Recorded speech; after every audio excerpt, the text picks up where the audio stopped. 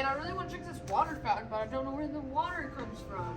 Well, Noah, this water comes from wells, which pumps from our aquifer. Is that clean water? Let's find out. Welcome to your Watershed, the source of all your water-related needs. This place is where we get the water we drink and use every day. Water is an important part of everyone's lives.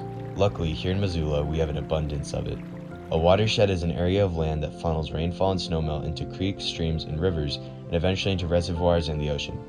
Our city lies right in the middle of the Clark Fork watershed. Our watershed begins up near Butte, Montana, and it follows the Clark Fork River to the Pend Oreille River, to the Columbia River, and eventually all the way to the Pacific Ocean.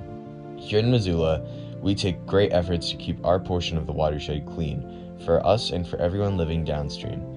If there's ever a pollutant further up the watershed from you, it can make you sick, and it could create problems for agriculture and wildlife and many other consequences. But a clean watershed means clean rivers, and who doesn't love a quick trip up to the river to fish, float, or even just to get a tan? This is Miltown State Park, where the Blackfoot and Clark Fork rivers meet. This area has been a very important site for the Salish and Kalispel people. So, for the Salish people, this was the place of bull trout. And in Salish, my poor pronunciation of it probably, it's Inaitishistum. Inaitistum. And I think that's close, but not real close. But at any rate, so a lot of place names refer to sources of food. Bull trout was among the many sources of food that the Salish would focus on.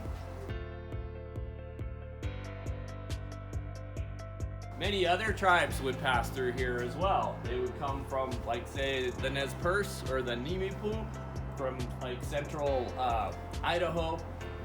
They would band together with other tribes to go hunt on the east side, and they would pass right through here and head up the Blackfoot. They called that the Buffalo Road, and they would come out on the east side to hunt bison. Bison were a key piece of their livelihood strategies. So deep, indigenous history here that goes back thousands and thousands of years. But in the 80s and 90s, we saw what can happen if we don't take care of our watershed. You see, there used to be a lot of mining upstream in Butte. Many pollutants like arsenic, copper, and zinc got washed into the river. The contaminants moved downstream to Miltown and got trapped behind the dam that was built in the early 1900s. When the river flooded and the dam broke in 1908, the contaminants got washed into the Clark Fork, and the amount of arsenic in the water caused a lot of problems. It's the interstate, basically, in this bypass channel here, so that this area could be dried out. And that's the area that's out right in the center here now.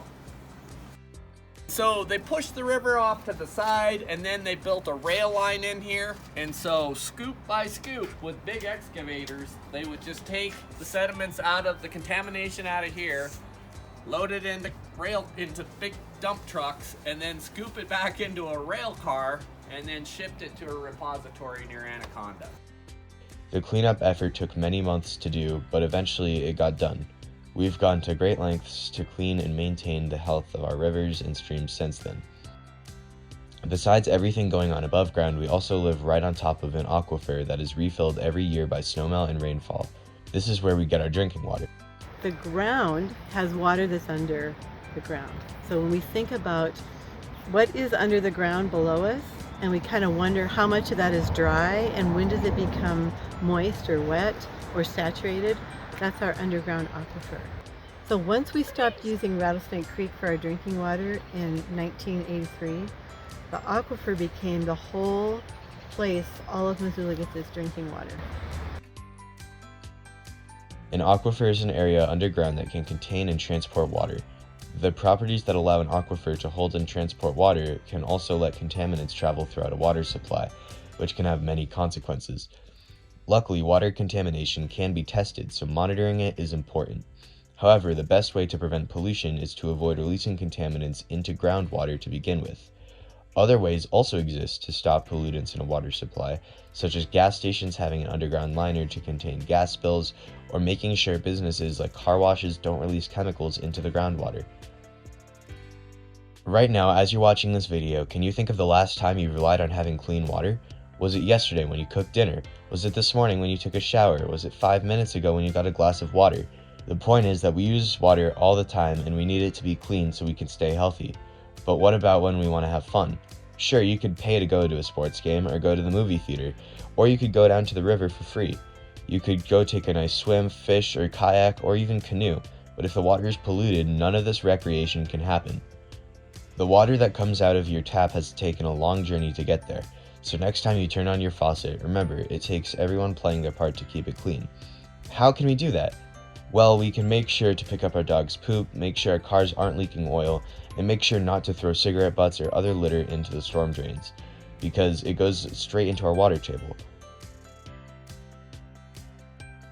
I think some ways that we can monitor and prevent pollution is what we did today. Take some well measurements and see what's happening underground. Trust the experts at the Water Quality District who are taking water measurements either quarterly or more to tell us how high quality is our aquifer. And getting back to the notion of what does our aquifer do, the Missoula Valley aquifer moves between 8 and 30 feet a day. So while we're standing right here, which is an amazing thought, the water's moving across our valley floor. And if we think about what's happening in a day, it's moving quite a bit of water across the valley. And what that aquifer does is move clean water in.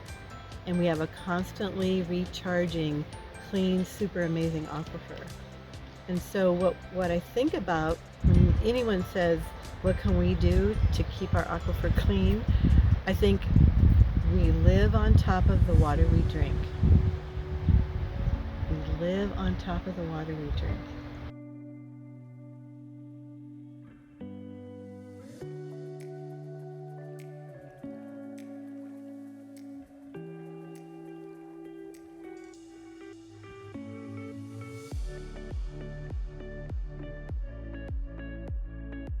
If you can help keep the water you need and love clean, then you can make a huge difference in so many people's lives.